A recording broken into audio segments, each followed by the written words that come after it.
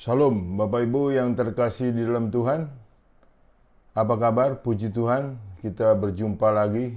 Salam sejahtera, salam sukacita.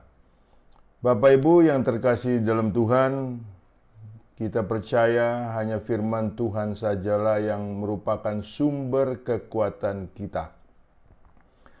Adapun tema saya pada hari ini, tema khotbah ini adalah Tuhan bukanlah pribadi yang sewenang-wenang. Tuhan bukanlah pribadi yang sewenang-wenang. Sebelum lebih mendalam saya berkhotbah, kita berdoa terlebih dahulu. Terpujilah namamu Allah Bapa yang kekal, yang kami sembah di dalam nama Tuhan Yesus, yang setia, yang luar biasa. Kami mengucap syukur Tuhan, jikalau hari ini kembali mendapatkan firman-Mu, ditegur, diajar dengan kehendak-Mu, untuk hidup kami selalu menyenangkan hati-Mu dan seturut rencana-Mu. Berkati pemberitaan firman-Mu ini ya Tuhan, hamba percaya dan yakin firman-Mu tidak pernah kembali dengan sia-sia. Berkati jemaat-Mu dimanapun mereka berada yang dapat mendengar firman-Mu ini, yang bisa untuk menyaksikan pemberitaan firman-Mu ini dimanapun mereka. Tuhan jamah, Tuhan berkati. Terima kasih Bapa, di dalam nama Tuhan Yesus kami sudah berdoa dan mengucap syukur. Haleluya, amin. Puji Tuhan, Bapak Ibu, tema kita hari ini adalah Tuhan bukanlah pribadi yang sewenang-wenang. Tuhan bukanlah pribadi yang sewenang-wenang. Jika Bapak Ibu berpikiran ada satu nilai keberadaan di dalam masalahmu, persoalanmu, problemmu, sakit penyakitmu itu oleh karena Tuhan tidak peduli, Tuhan itu seakan berdiam diri, dan bahkan ada pikiran yang jahat yang mengkondisikan Tuhan itu tidak bertanggung jawab, itu adalah pemikiran yang sangat salah. Pemikiran dari iblis yang untuk Bapak Ibu dijauhkan daripada nilai kesetiaan Tuhan. Saudaraku yang terkasih di dalam Tuhan, seberat apapun penderitaanmu, kondisimu, problemmu dan persoalanmu, apalagi sakit penyakitmu, itu bukan kesewenang-wenangan pribadi Tuhan. Saudara perlu tahu, tidak ada sesuatu yang terjadi atas diri kita tanpa seizin Dia. Jikalau kita percaya akan pemeliharaan dan kesetiaannya, enggak ada pemikiran yang jahat semacam itu. Percayalah Bapak Ibu bahwa pribadi Allah adalah pribadi yang sangat amat baik, yang sangat amat luar biasa. Sehingga saudaraku, apapun yang terjadi, satu titik kita akan mampu untuk berserah. Bukan menyerah, tapi berserah. Dengan kita berserah kepada Tuhan, di situ tidak ada pikiran-pikiran yang jahat, tidak ada pikiran-pikiran yang kecewa terhadap Tuhan. Banyak sekali orang Kristen Bapak Ibu yang mengalami kejatuhan iman tatkala dia menderita. Dia pikir itu buatan Tuhan, dia pikir itu Tuhan tidak peduli, dia pikir itu Tuhan tidak setia, dia pikir Tuhan itu sudah meninggalkan dia. Itu pemikiran yang sangat amat salah, yang sama saja di dalam keimananmu sedang menghancurkan keimananmu. Bapak Ibu perlu Anda tahu, ada 4 hal yang saya beritahu di tempat ini, di hari ini, supaya mengkondisikan Bapak Ibu tidak lagi berpikiran Tuhan itu adalah pribadi yang sewenang-wenang. Pertama saudaraku, Tuhan ini punya wewenang, Dia ada wewenang atas setiap kita. Yeremia 18 ayat 1-7. Yeremia 18 ayat 1. Demikian firman Tuhan, firman yang datang dari Tuhan kepada Yeremia bunyinya, pergilah dengan segera ke rumah tukang periuk. Di sana aku akan memperdengarkan perkataan-perkataanku kepadamu. Lalu pergilah aku ke rumah tukang periuk, dan kebetulan ia sedang bekerja dengan pelarikan. Apabila bejana yang sedang dibuatnya dari tanah liat di tangannya itu rusak, maka tukang periuk itu mengerjakannya kembali menjadi bejana lain menurut apa yang baik pada pemandangannya. Kemudian datanglah firman Tuhan kepadaku, bunyinya, masakan aku tidak dapat bertindak kepada kamu seperti tukang periuk ini, hai kaum Israel? Demikianlah firman Tuhan, sungguh seperti tanah liat di tangan tukang periuk, demikianlah kamu di tanganku, hai kaum Israel. Saudara, wewenang Tuhan tidak bisa kita ganggu-gugat karena kita adalah ciptaannya. Ini perlu kita pelajari, saudaraku. Satu hal nilai yang baik, kita memperhatikan tukang periuk bagaimana dia membentuk segala sesuatu untuk menjadi barang yang berarti dari tanah liat. Adakah tanah liat itu protes kepada tukang periuk tersebut? Aku tidak mau dijadikan ini, aku tidak mau jadikan itu, aku tidak mau jadikan anu segala macam. Tidak ada, saudaraku. Jikalau kita paham dan percaya ada wewenang Tuhan terhadap ciptaannya, yaitu kita sendiri, di situ kita berserah. Tuhan mau jadikan apa, kita terserah Dia. Itu sikap yang sangat elegan, satu sikap yang sangat baik sekali. Sebagai orang beriman, hidup keberserahan kepada Tuhan itu sangat amat baik dan sangat amat perlu, Bapak Ibu. Jadi kita tidak bisa mengajukan protes kepada Tuhan. Mengapa saya dilahirkan menjadi miskin? Kenapa saya dilahirkan di tengah-tengah orang miskin segala macam tete bengek? Kenapa saya tidak dilahirkan menjadi anak presiden umpamanya, Bapak Ibu? Tidak demikian kondisinya. Apapun kondisi kita sekarang, terima dengan apa adanya, dan kita percaya maksud Tuhan itu adalah baik. Jadi saudara, itu wewenang Tuhan.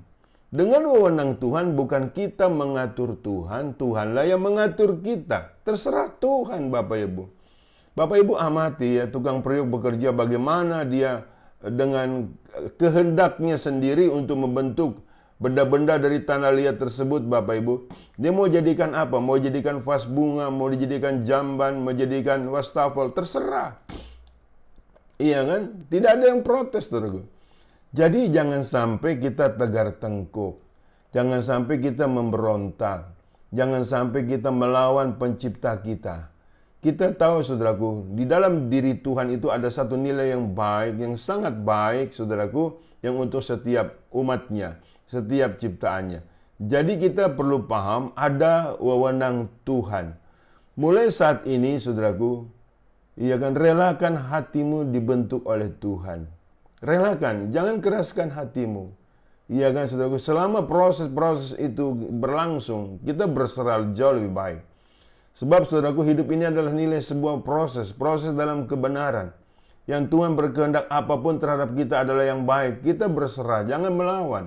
Melawan adalah bicara kedurhakaan. Bicara kedurhakaan adalah bicara kemurtatan. Itu tidak boleh terjadi atas diri kita. Mulai saat ini, seberat apapun masalahmu, Tuhan tahu. Ya kan? Dan Tuhan tidak tinggal diam. Tuhan bukan berdiam diri, tapi ada maksud Tuhan. Berserah saja jauh lebih bagus. Daripada Bapak Ibu menyerah dan putus asa, itu kan lebih buruk. Orang-orang beriman, Bapak Ibu, harus paham atas kejadian terhadap dirinya dan atas apa yang Tuhan inginkan. Supaya kita tahu ada ketundukan, ada satu nilai kepasrahan kepada Tuhan, keberserahan kepada Tuhan, ketaatan, kesetiaan. Itu yang harusnya kita kerjakan di dalam hidup kita. Ada amin, saudaraku? Bahwa pencobaan-pencobaan yang datang tidak melebihi kekuatanmu. Allah itu setia dan adil, ada waktunya. Saat waktunya, Bapak Ibu, tidak ada yang bisa menghalangi siapapun dia. Waktu memberkati, waktu memulihkan, waktu menyembuhkan. Jadi setiap kita harus mempermuliakan Tuhan dengan kondisi apapun. Dengan penderitaan apapun. Jangan sampai kita mempermalukan Tuhan. Apalagi murtad, itu tidak boleh. Ada amin? Saya percaya, saudaraku, jikalau kita paham, ada wewenang Tuhan terhadap diri kita sebagai makhluk yang diciptakannya. Kita hidup, saya kan saudaraku, sukacita. Apapun yang terjadi. Karena hati yang gembira adalah obat. Kemudian Yesaya 49 ayat 9. Masih hal yang pertama. Celakalah orang yang berbantah dengan pembentuknya. Dia tidak lain dari beling periuk saja. Adakah tanah liat berkata kepada pembentuknya, apakah yang kau buat? Atau yang telah dibuatnya engkau tidak punya tangan? Jikalau kita berbantahan dengan pembentuk kita akan mengalami ketidaknyamanan alias celaka. Yesaya 64 ayat 8. Tetapi sekarang ya Tuhan, Engkaulah Bapa kami. Kamilah tanah liat dan engkaulah yang membentuk kami, dan kami sekalian adalah buatan tanganmu. Yesaya ini sangat bangga sekali bahwa dirinya adalah buatan tangan Tuhan. Perlu Bapak Ibu pahami, Tuhan menciptakan yang lain-lainnya dengan hanya berfirman. Jadilah kamu, karena jadilah mereka. Ya kan? Jadilah benda-benda tersebut. Tapi dengan manusia, tidak dengan berfirman saja, tetapi dengan tangan Tuhan sendiri. Setelah dibentuk dari debu, saudaraku, kemudian kondisinya diberikan nefas Allah. Itu satu nilai yang perlu dan patut kita sadari. Di dalam diri kita ada nafas Allah, ada Roh Kudus, ada Roh kebenaran, ada Roh yang suci dan kudus. Wah, itu luar biasa. Padahal kita hanya dari tanah liat saja. Bukankah itu istimewanya kita? Masakan kita dengan hanya nggak nyaman dalam kedagingan kita, kemudian marah-marah, kecewa, berkhianat, pergi ke dukun. Waduh, itu saudaraku bodoh banget, saudaraku. Iya kan? Kebodohan yang sangat amat jangan terjadi atas setiap kita. Kita percaya dalam diri kita ada hikmat Roh Kudus, ada penyertaan Tuhan. Yang kedua, saudaraku, ada maksud Tuhan. Ada maksud Tuhan. Supaya kita tidak mencurigai bahwa Tuhan adalah pribadi yang sewenang-wenang. Ada maksud Tuhan. Efesus 1. Efesus 1 ayat 3 sampai 12. Terpujilah Allah dan Bapa Tuhan kita Yesus Kristus, yang dalam Kristus telah mengaruniakan kepada kita segala berkat rohani di dalam surga. Sebab di dalam Dia Allah telah memilih kita sebelum dunia dijadikan, supaya kita kudus dan tak bercacat di hadapannya. Dalam kasih Ia telah menentukan kita dari semula oleh Yesus Kristus untuk menjadi anak-anak-Nya, sesuai dengan kerelaan kehendak-Nya, supaya terpujilah kasih karunia-Nya yang mulia, yang dikaruniakannya kepada kita di dalam Dia, yang dikasihinya. Sebab di dalam Dia dan oleh darah-Nya kita beroleh penebusan, yaitu pengampunan dosa, menurut kekayaan kasih karunia-Nya, yang dilimpahkannya kepada kita dalam segala hikmat dan pengertian.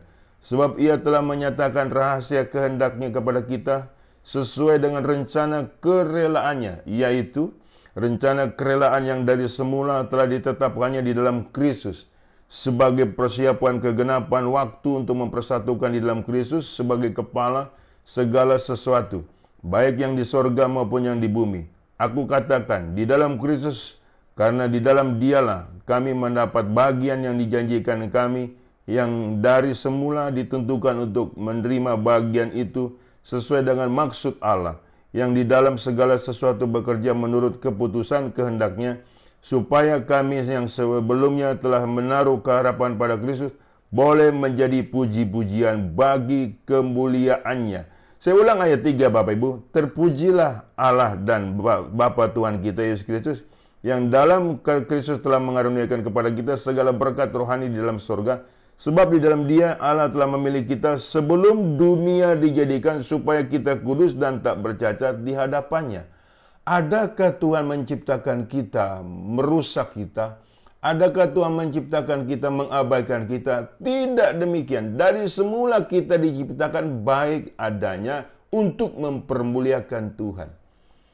Jadi ini pribadi Allah yang untuk menjadikan kita. Janganlah kita berpikir macam-macam, Bapak Ibu, mengikuti orang-orang dunia. Iya kan? Enggak boleh seperti itu. Maksud Allah menciptakan kita sebelum dunia dijadikan, sudah dirancangkan nilai-nilai yang sangat baik, yang sangat indah, yang sangat luar biasa. Tujuannya apa? Tujuannya untuk memuji Dia, untuk mempermuliakan Dia. Luar biasa, untuk memasukkan namanya. Puji Tuhan, Bapak Ibu.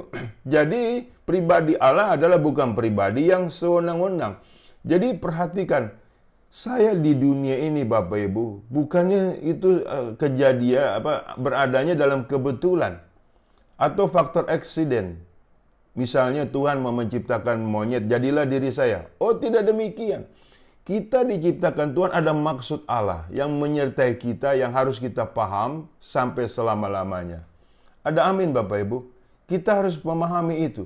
Siapapun Anda dan saya, yang tidak peduli miskin dan kaya, Maksud Allah adalah baik menciptakan manusia itu segambar serupa dengan Tuhan. Haleluya. Jadi niat baik Tuhan, maksud baik Tuhan. Janganlah kita curigai Bapak Ibu. Iya kan, sekalipun kita ada ketidaknyamanan dalam hidup ini. Saudaraku, perlu Anda tahu, tidak ada manusia yang tidak menderita di dalam dunia ini. Oleh karena dosa-dosa manusia juga pada awalnya. Nah, untuk itu kita sudah dalam keselamatan, sudah di dalam pemulihan. Ya kan?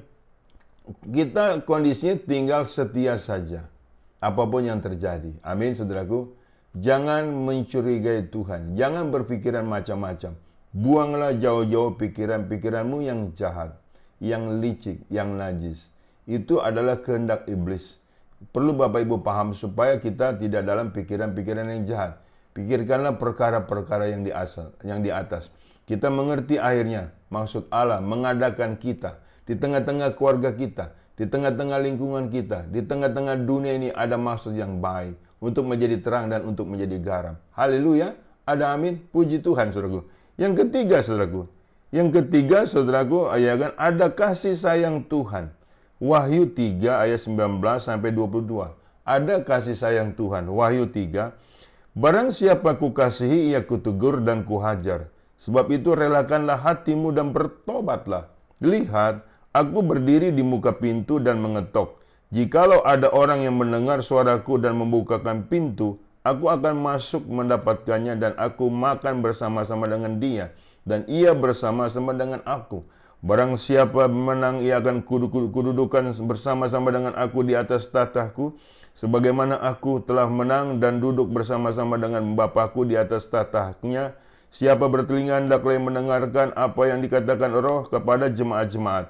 Saudaraku, ada kasih sayang Tuhan. Jadi barang siapa kukasih, ia kutegur dan kuhajar.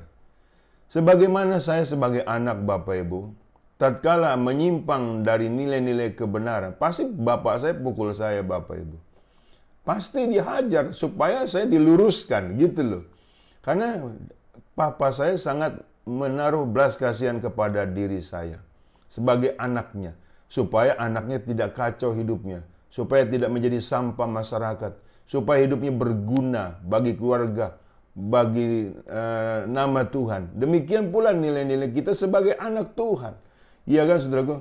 Kalau kita nyeleweng-nyeleweng, menyimpang-menyimpang, ya dihajar. Itu bagian yang harus kita dapat. Jangan protes. Kita bukan anak-anak gampangan Bapak Ibu. Yang bikin onar dibiarkan orang tuanya. Yang bikin najis dibiarkan orang tua. Wah, itu sudah kacau itu. Ya kan, saudaraku? Jadi kita ini bukan anak-anak gampangan. Kita ini anak-anak yang sedang dan selalu dididik oleh Tuhan. Oleh pencipta kita. Agar maksud Tuhan, rencana Tuhan tergenapi dalam hidup kita. Jadi kita tidak boleh protes. Tidak boleh menyimpang dari jalan-jalan Tuhan. Tidak boleh hamartia. Yang tidak tepat sasaran. Kalau tidak tepat sasaran, kita berdosa. Paham ya Bapak Ibu? Janganlah kita tegar tengkuk Bapak Ibu. Ada maksud Tuhan dalam setiap kejadian yang kita alami. Ada teguran Tuhan supaya kita bertobat. Dengan hidup bertobat, kita kembali dekat kepada Tuhan dan selalu mempermuliakan Tuhan. Dan berbalik arah, metanoia, yang tadinya kesukaan kita berbuat dosa, sekarang kesukaan kita adalah firman Allah yang hidup, yang berkuasa atas hidup kita. Bersedialah dirimu dikuasai oleh kehendak Tuhan, supaya hidupmu adalah hidup untuk Tuhan. Ada amin? Itu maksud Allah. Ada kasih sayang Tuhan Bapak Ibu di dalam diri kita. Tuhan itu sangat mengasihi kita, karena begitu besar kasih Allah akan dunia ini, sehingga ia mengaruniakan anak yang tunggal, dan barang siapa yang percaya kepada tidak binasa melainkan beroleh hidup kekal. Itu kita ini sangat disayang Tuhan loh Bapak Ibu. Masakan kasih sayang Tuhan kita tidak anggap? Masakan kasih sayang Tuhan kita tidak peduli? Tidak boleh kita seperti itu ya Bapak Ibu. Harus peduli. Katakan kepada dirimu, saya disayang Tuhan. Ada amin? Jangan engkau membenci Tuhan. Kalau engkau membenci Tuhan, nanti membenci dirimu, akhirnya putus asa. Itu yang dikehendaki si jahat Bapak Ibu. Perlu kita pahami dalam hal ini sebagai orang Kristen yang sudah dewasa. Jangan dewasakan kerohanianmu dengan hal-hal yang benar, bukan hal-hal yang tidak benar. Berjalanlah menurut pimpinan bimbingan Roh Kudus, bukan menurut kedaginganmu, supaya hidupmu selamat sampai tujuan dan kekal selama-lamanya. Ada amin? Yang keempat, Bapak Ibu. Yang keempat, yang terakhir, ada pengorbanan Tuhan. Kalau Tuhan tidak mengasihi kita, kalau Tuhan tidak peduli sama kita, kalau Tuhan berdiam diri terhadap diri kita, artinya bakal apa Tuhan berkorban untuk setiap kita? Amin. Di sini ada pengorbanan Tuhan. Ibrani pasal yang keempat, pasal yang ke-9 ayat 27. Ibrani pasal 9 ayat 27 sampai 28. Dan sama seperti manusia ditetapkan untuk mati hanya satu kali saja, dan sesudah itu dihakimi, demikian pula Kristus hanya satu kali saja mengorbankan dirinya untuk menanggung dosa banyak orang. Sesudah itu ia akan menyatakan dirinya sekali lagi tanpa menanggung dosa untuk menganugerahkan keselamatan kepada mereka yang menantikan Dia. Saudaraku lihat, bakal apa Tuhan ini berkorban di atas kayu salib bagi setiap kita? Iya kan? Bakal apa pengorbanan Tuhan itu? Kalau Tuhan sewenang-wenang atas setiap kita. Yang jangan berpikiran tidak mengerti akan nilai-nilai pengorbanan Tuhan. Makanya banyak orang Kristen mencampakkan pengorbanan Tuhan, mengabaikan pengorbanan Tuhan, melalaikan mengorbankan pengorbanan Tuhan, bahkan menghina pengorbanan Tuhan. Saudara, banyak orang Kristen besar kepala batu, kebebalan. Saudara. Tidaklah kita bisa seperti itu, Bapak Ibu. Kita harus menghargai pengorbanan Tuhan. Jika engkau sengaja berbuat dosa lagi, dengan apa lagi kau diampuni? Kita baca itu, Bapak Ibu boleh baca di Ibrani pasal 10 ayat 26. Setiap kita harus menghargai pengorbanan Tuhan. Jadi Tuhan itu berkorban bagi setiap diri kita, pribadi lepas pribadi. Jadi tidak ada, saudaraku, yang mana seharusnya kita tidak boleh berpikir bahwa Tuhan itu sewenang-wenang, bahwa pribadi Tuhan itu sewenang-wenang, mau seenaknya saja. Oh, tidak begitu, itu pikiran jahat, Bapak Ibu. Jadi kita sebagai umat Tuhan yang mengerti akan pengorbanan Tuhan, disitulah iman kita terus bertumbuh, berakar kuat dan berbuah-buah dalam kemuliaan Tuhan. Saya percaya firman Tuhan ini tidak pernah kembali dengan sia-sia. Saya percaya firman Tuhan selalu menguatkan kita. Karena firman Tuhan adalah pelita bagi kaki kita dan terang bagi jalan kita. Ada amin? Saya berdoa untuk Bapak Ibu sekalian. Terpujilah namamu, Bapa yang kekal, di dalam nama Yesus, Allah yang setia. Allah yang menciptakan kami dengan segala maksud yang sangat amat baik dan mulia.